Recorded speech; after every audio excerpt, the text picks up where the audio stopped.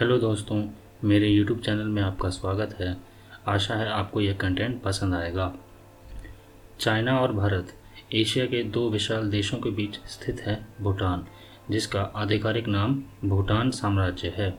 लंबे समय तक रहस्य में डूबा रहा यह हिमालयी राज्य धीरे धीरे बाहरी दुनिया के सामने आ रहा है। भूटान अपने ऊबड़ खाबड़ हिमालय शिखरों, ऊंचे दर्रों, निर्मल जंगलों, गहरी घाटियों, नीले रंग की झीलों, प्राचीन मठों और अनूठी संस्कृति के लिए प्रसिद्ध है। भूटान के बारे में यहाँ पे कुछ रोचक तथ्य दिए गए हैं। नंबर 1, भूटान काफ़ी छोटा है। भूटान का कुल क्षेत्रफल 38,394 वर्ग किलोमीटर है, जो इसे अमेरिका में मैरीलैंड राज्य से थोड़ा बड़ा बनाता है। नंबर 2, भूटान चारों ओर से भू आबद्ध है और दो देशों के साथ सीमा साझा करता है। हिमालय की दक्षिणी ढलानों पर स्थित भूटान उत्तर में 477 किलोमीटर, चीन और दक्षिण पश्चिम और पूर्व में 659 किलोमीटर भारत से घिरा हुआ है। नंबर 3, भूटान दुनिया का सबसे अधिक पर्वतीय देश है। भूटान का 98% से अधिक भूभाग पर्वतीय है, जो इसे दुनिया का सबसे अधिक पर्वतीय राष्ट्र बनाता है। भूटान समुद्र तल से औसतन 2220 मीटर की ऊंचाई पर स्थित है। नंबर 4, भूटान में दुनिया का सबसे ऊंचा अछूता पर्वत है। उत्तरी भूटान में तिब्बत की सीमा पर स्थित गांगखर पुनसुम देश का सबसे ऊंचा स्थान है। 7570 मीटर की ऊंचाई के साथ गांगखर पुनसुम दुनिया का सबसे ऊंचा अछूता पर्वत है। हालांकि गांगखर पुनसुम पर चढ़ाई का प्रयास कभी नहीं किया गया। 1983 में भूटान में पर्वतारोहण शुरू होने के बाद शिखर पर चढ़ने के पहले प्रयास असफल रहे। 1994 में भूटान ने स्थानीय आध्यात्मिक मान्यताओं के सम्मान में 6000 मीटर से अधिक ऊंचे पहाड़ों पर चढ़ाई पर प्रतिबंध लगा दिया और 2003 में देश ने पर्वतारोहण पर पूर्ण रूप से प्रतिबंध लगा दिया। इसलिए यह बहुत संभव है कि गांगखर पुनसुम कुछ समय तक दुनिया का सबसे ऊंचा अछूता पर्वत बना रहेगा। नंबर 5, भूटान नाम की उत्पत्ति विवादित है। भूटान के बारे में एक दिलचस्प तथ्य यह है कि भूटान नाम की उत्पत्ति को लेकर कुछ बहस है। कुछ लोगों का मानना है कि भूटान नाम संस्कृत शब्द भूटंत से लिया गया है, जिसका अर्थ है तिब्बत का अंत। अन्य तर्क देते हैं कि यह संस्कृत शब्द भूलतन से लिया गया है, जिसका अर्थ है उच्च भूमि। नंबर 6, भूटान को गर्जन ड्रैगन की भूमि कहा जाता है। भूटान के बारे में एक कम ज्ञात तथ्य यह है कि भूटानी लोग अपनी भूमि को भूटान नहीं कहते, बल्कि इसे ड्रैक यूल कहते हैं, जिसका अर्थ है गरजते हुए ड्रैगन की भूमि। भूटानी परंपरा के अनुसार भूटान के असंख्य पहाड़ों और घाटियों में गड़गड़ाहट की आवाज़ को ड्रैगन की आवाज़ माना जाता है। भूटानी लोग खुद को ड्रैक पा कहते हैं। नंबर 7, भूटान कभी उपनिवेश नहीं बना। भूटान कभी यूरोपीय शक्तियों का उपनिवेश नहीं बना, जिसका मुख्य कारण इसका अलग थलग होना और इसका अधिकांश भूभाग दुर्गम होना था। हालांकि भूटान ने एक बार दुआ युद्ध में अंग्रेज़ों से युद्ध किया, जिसमें उसे हार का सामना करना पड़ा और उसे अपने भूभाग का 20% हिस्सा सौंपना पड़ा।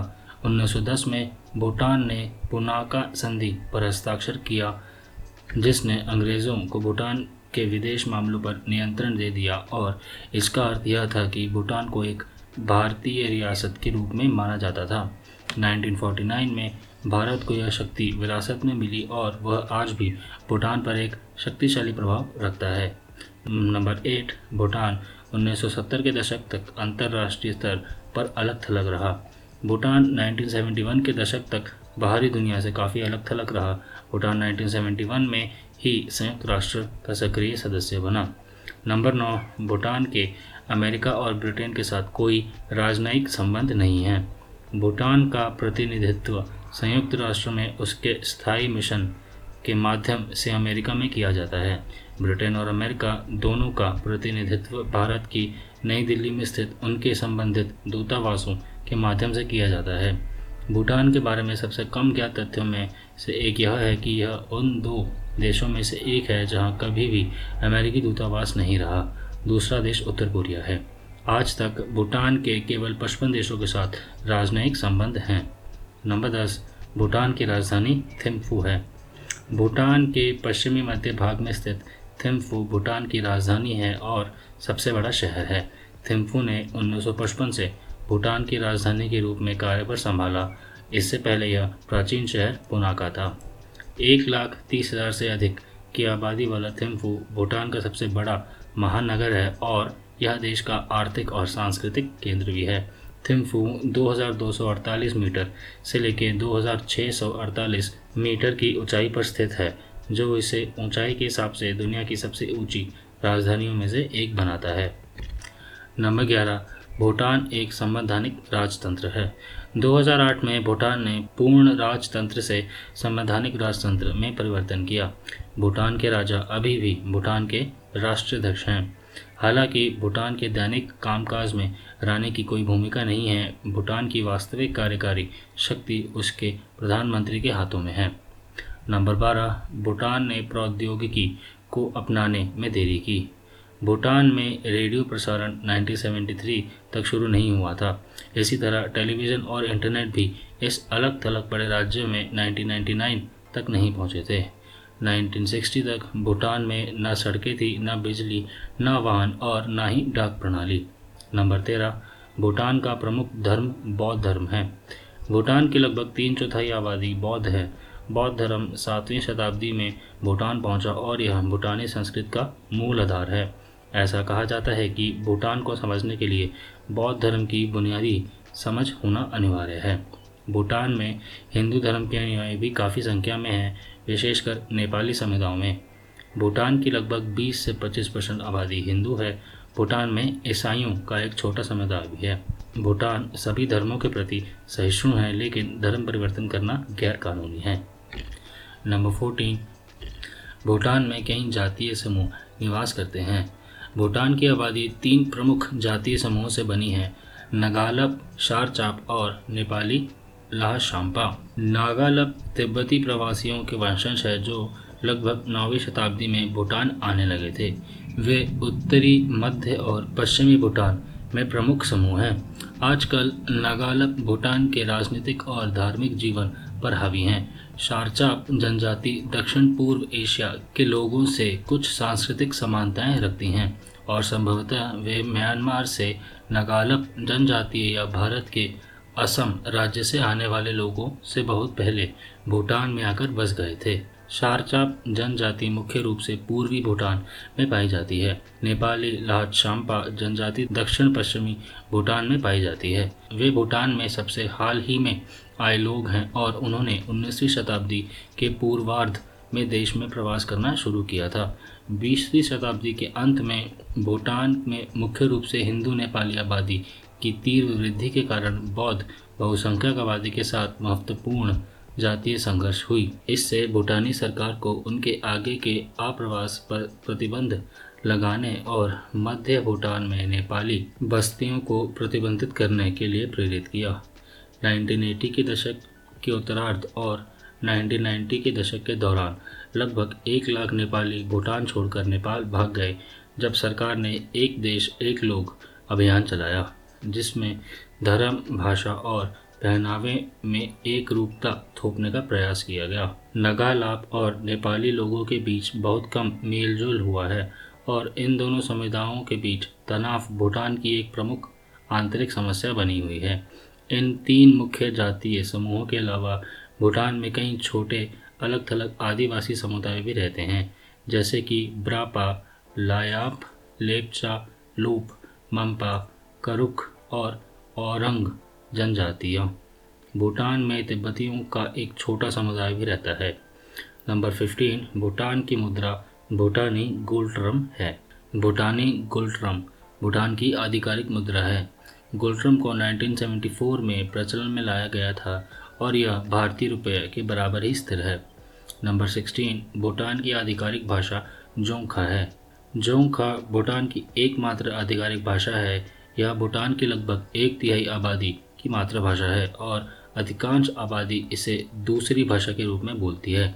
जोंगखा चीनी तिब्बती भाषा परिवार का एक सदस्य है और तिब्बती लिपि में लिखी जाती है।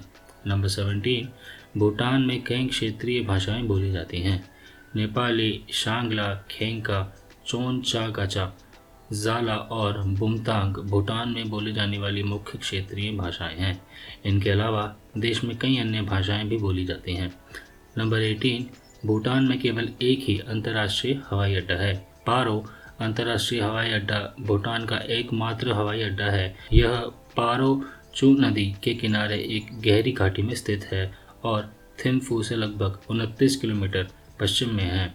पारो अंतर्राष्ट्रीय हवाई अड्डे के चारों ओर 5,500 मीटर तक ऊंची चोटियां हैं और हवाई अड्डे पर विमानों को निर्देशित करने के लिए कोई रडार नहीं है। इसलिए इसे दुनिया के सबसे चुनौतीपूर्ण हवाई अड्डों में से एक माना जाता है। यहाँ 2 दर्जन से भी कम पायलटों को लैंडिंग का लाइसेंस प्राप्त है। नंबर 19, भूटान दुनिया का पहला देश है जहाँ पर्यावरण संरक्षण के लिए अपने नागरिकों पर विशिष्ट संवैधानिक दायित्व है। भूटानी कानून के अनुसार देश का कम से कम 60% भाग वनों से आच्छादित होना चाहिए। वर्तमान में भूटान का लगभग 70% भाग वनों से भरा हुआ है। भूटान दुनिया का एकमात्र कार्बन नेगेटिव देश है, जिसका अर्थ है कि यह जितना कार्बन डाइऑक्साइड उत्पन्न करता है उससे अधिक अवशोषित करता है। नंबर 20, भूटान का राष्ट्रीय खेल तीरंदाजी है।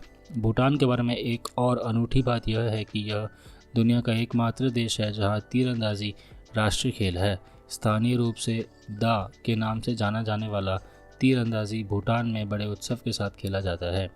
भूटानी तीरंदाजी अंतर्राष्ट्रीय तीरंदाजी से काफ़ी अलग है। प्रतिद्वंदी टीमें मैदान में आमने सामने होती हैं और एक दूसरे पर तीखे तीर चलाती हैं।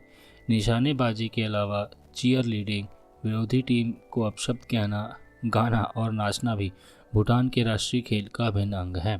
नंबर 21, भूटान में दिन के उजाले का समय नहीं माना जाता। भूटान में कभी भी दिन के उजाले का समय नहीं माना गया है। नंबर 22, भूटान में बाईं ओर वाहन चलते हैं। दक्षिण एशिया के लगभग सभी देशों की तरह भूटान में भी वाहन सड़क के बाईं ओर चलते हैं। नंबर 23, भूटान 1974 तक विदेशी पर्यटकों के लिए बंद था। भूटान के पर्यटन के लिए खुलने के पहले वर्ष में केवल 287 पर्यटक ही आए थे। नंबर 24, भूटान में पशुओं का वध करना गैर कानूनी है। देश की पारंपरिक बौद्ध मान्यताओं के कारण भूटान में पशुवध पर सख्त प्रतिबंध है। हालांकि भूटान में मांस खाना गैर कानूनी नहीं है और कई भूटानी लोग मांस खाते हैं। भूटान दक्षिण एशिया में प्रति व्यक्ति मांस का सबसे बड़ा उपभोक्ता है। नंबर 25, भूटान में पर्यटकों को स्वतंत्र रूप से यात्रा करने की अनुमति नहीं है। यद्यपि भूटान ने अब पर्यटकों की संख्या पर कोई प्रतिबंध नहीं लगाया है और खुली द्वार नीति अपनाई है, फिर भी विदेशियों के लिए स्वतंत्र यात्रा संभव नहीं है। विदेशी पर्यटक केवल लाइसेंस प्राप्त टूर ऑपरेटरों के माध्यम से बुकिंग करके ही भूटान जा सकते हैं। इन पैकेजों की कीमत मौसम के अनुसार 200 से 250 अमेरिकी डॉलर प्रतिदिन होती है। इस शुल्क में आवास, भोजन, परिवहन और एक आधिकारिक गाइड शामिल है। केवल भारत, बांग्लादेश और मालदीव्स के नागरिक ही इस नियम से मुक्त हैं और बिना पूर्व निर्धारित टूर के भूटान की यात्रा कर सकते हैं। नंबर 26, सभी भूटानी नागरिकों के लिए राष्ट्रीय पोशाक पहनना अनिवार्य है। सभी भूटानी नागरिकों के लिए स्कूलों, सरकारी कार्यालयों और औपचारिक अवसरों पर राष्ट्रीय पोशाक पहनना अनिवार्य है। पुरुषों के लिए गो और महिलाओं के लिए किरा पहनना आवश्यक है। नंबर 27, भूटान का राष्ट्रीय ध्वज बहुत ही विशिष्ट है। भूटान के ध्वज का क्षेत्र तिरछे रूप से सुनहरे और नारंगी भागों में विभाजित है। ध्वज के विभाजक रेखा के ठीक बीच में एक विशाल काले और सफ़ेद रंग का अजगर है, जिसके पंजों पर 4 रत्न हैं और वह ध्वजदंड की ओर से विपरीत दिशा में मुख किए हुए है। भारत का वर्तमान राष्ट्रीय ध्वज 1969 में अपनाया गया था। ध्वज का नारंगी भाग राष्ट्र की बौद्ध और आध्यात्मिक विरासत का प्रतिनिधित्व करता है। पीला भाग भूटान के राजा के पारंपरिक वस्त्रों से लिया गया है और यह नश्वर संसार में राज्य के अधिकार और शक्ति का प्रतीक है। अजगर सैकड़ों वर्षों से भूटान और उसके लोगों का प्रतीक रहा है और इसकी जड़ें राष्ट्र की पारंपरिक पौराणिक कथाओं से निहित हैं। इसका सफ़ेद रंग आंतरिक विचारों और कर्मों की पवित्रता को दर्शाता है। अजरक के पंजों में जड़े रत्न भूटान की समृद्धि और उसके लोगों की सुरक्षा का प्रतीक है, जबकि उसका गुर्राता हुआ मुख भूटान के देवताओं की भूटान की रक्षा के प्रति प्रतिबद्धता को दर्शाता है। नंबर 28, भूटान दुनिया का एकमात्र ऐसा देश है जहां ट्रैफिक लाइट्स नहीं हैं। यह भूटान के उन अविश्वसनीय तथ्यों में से एक है। भूटान एकमात्र ऐसा देश है जहां एक भी ट्रैफिक लाइट नहीं है। प्रमुख चौराहों पर यातायात का संचालन भी पुलिस कर्मियों द्वारा किया जाता है। कहा जाता है कि थिम्फू में एक ट्रैफिक लाइट लगाई गई थी, लेकिन भूटानी लोगों द्वारा पुलिसकर्मियों को प्राथमिकता दिए जाने के कारण इसे तुरंत हटा दिया गया था। नंबर 29, भूटान में दास प्रथा का उन्मूलन 1958 में हुआ। 20वीं शताब्दी के मध्य में मौद्रिक अर्थव्यवस्था और आधुनिकीकरण कार्यक्रमों की शुरुआत से पहले भूटान की अर्थव्यवस्था पूरी तरह से वस्तु विनिमय और दास प्रथा पर आधारित थी। भूटान में अधिकांश दास देश के मध्य, दक्षिणी और पूर्वी भाग के आदिवासी क्षेत्रों के लोग और आदिवासी क्षेत्रों से भूटान लाए गए भारतीय दास थे। 1950 के दशक के उत्तरार्ध में किम जिंगमे दोरजे वांगचुक के आधुनिकीकरण प्रयासों के तहत भूटान ने अंततः 1958 में दास प्रथा का उन्मूलन किया। नंबर 30, भूटान का राष्ट्रीय पशु टोकीन है। टोकीन भूटान का राष्ट्रीय पशु है क्योंकि इसका भूटानी धार्मिक इतिहास और पौराणिक कथाओं से गहरा संबंध है। जंगली जानवर जैसे सींग, मूस जैसी नाक, भालू जैसी पूंछ और बाइसन जैसे शरीर वाला टोकीन किसी काल्पनिक कहानी के पात्र जैसा दिखता है। टोकीन कंधे तक लगभग 107 सेंटीमीटर तक बढ़ता है। इसका वजन 350 किलोग्राम तक होता है और इसका शरीर पीले से लेकर काले भूरे रंग का होता है। नंबर 31, हिमालय सरू भूटान का राष्ट्रीय वृक्ष है। यह विशाल वृक्ष हिमालय में पाया जाता है और इससे एक आवश्यक तेल प्राप्त होता है जिसका स्थानीय औषधि उपयोग भी होता है। नंबर 32, भूटान दुनिया का एकमात्र देश है जो तंबाकू की बिक्री और उत्पादन पर पूर्णतः प्रतिबंध लगाता है। 2010 में भूटान तंबाकू उत्पादकों की बिक्री और उत्पादन पर प्रतिबंध लगाने वाला दुनिया का पहला देश बना। हालांकि भूटान में तंबाकू का सेवन पूरी तरह से प्रतिबंधित नहीं है, लेकिन सार्वजनिक स्थानों पर यह निषिद्ध है। भूटानी उपभोक्ता भारत या किसी अन्य विदेशी देश से तंबाकू उत्पाद आयात कर सकते हैं। हालांकि इन पर बिक्री कर और आयात शुल्क लगता है ताकि खरीद को हतोत्साहित किया जा सके। नंबर 33, भूटान में लिंग प्रतीकों के प्रति एक विशेष लगाव है। भूटान के बारे में सबसे रोचक तथ्यों में से एक यह है कि भूटानी लोग लिंग प्रतीकों के बहुत शौकीन हैं। भूटान में घरों, दरवाज़ों के ऊपर और छज्जों के नीचे लिंग प्रतीकों से सजी भित्ति चित्रों के साथ साथ खड़े लिंगों के चित्र देखना आम बात है। भूटान के सरकारी कार्यालयों के गलियारों में बड़े बड़े लिंग के आकार के डिल्डो लगे होते हैं और टैक्सी चालकों के डैशबोर्ड पर यात्रा के लिए उपयुक्त लकड़ी के डिल्डो होते हैं। भूटान का यह लिंग प्रतीकों के प्रति लगाव अश्लीलता से संबंधित नहीं है। भूटानी लोग का दृढ़ विश्वास है कि खड़े लिंग प्रजनन क्षमता में सहायक होते हैं, द्वेषपूर्ण अफवाहों को दूर करते हैं और नकारात्मक ऊर्जा और बुरी शक्तियों को दूर भगाते हैं। नंबर 34, भूटान का राष्ट्रीय फूल हिमालयी नीला खसखस है। दिखने में अफीम के समान होने के कारण इसे अफीम का फूल कहा जाता है, लेकिन हिमालयी नीला अफीम वास्तव में अफीम नहीं है। नंबर 35, भूटान अपने नागरिकों का ख्याल रखता है।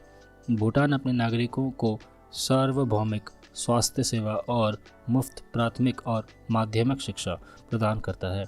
नंबर 36, भूटान ने ओलंपिक में कभी कोई पदक नहीं जीता है। 1984 से ग्रीष्मकालीन ओलंपिक में भाग लेने के बावजूद भूटान ने कभी कोई पदक नहीं जीता है। आश्चर्यजनक रूप से भूटान ने भारी हिमपात वाले एक पहाड़ी देश होने के बावजूद कभी शीतकालीन ओलंपिक खेलों में भाग ही नहीं लिया है। नंबर 37, भूटान में कोई यूनेस्को विश्व धरोहर स्थल नहीं है। अपने समृद्ध इतिहास के बावजूद भूटान में कोई आधिकारिक रूप से मान्यता प्राप्त यूनेस्को विश्व धरोहर स्थल नहीं है। हालांकि 8 स्थल अस्थायी सूची में है। नंबर 38, भूटान में मृत्युदंड गैर कानूनी है। भूटान में अंतिम फांसी 1974 में हुई थी, लेकिन भूटान में 2004 में मृत्युदंड को पूरी तरह से समाप्त कर दिया गया। नंबर 39, भूटान दुनिया का एकमात्र ऐसा देश है जो जीडीपी के बजाय अपने नागरिकों की खुशी के स्तर का आकलन करके समृद्धि को मापता है। यह निश्चित रूप से भूटान का सबसे रोचक तथ्यों में से एक है। भूटान आर्थिक विकास की तुलना में सामाजिक कल्याण को अधिक महत्व देता है और 1970 के दशक में सकल घरेलू उत्पाद से अधिक महत्वपूर्ण मानते हुए सकल राष्ट्रीय खुशी की अवधारणा को पेश किया।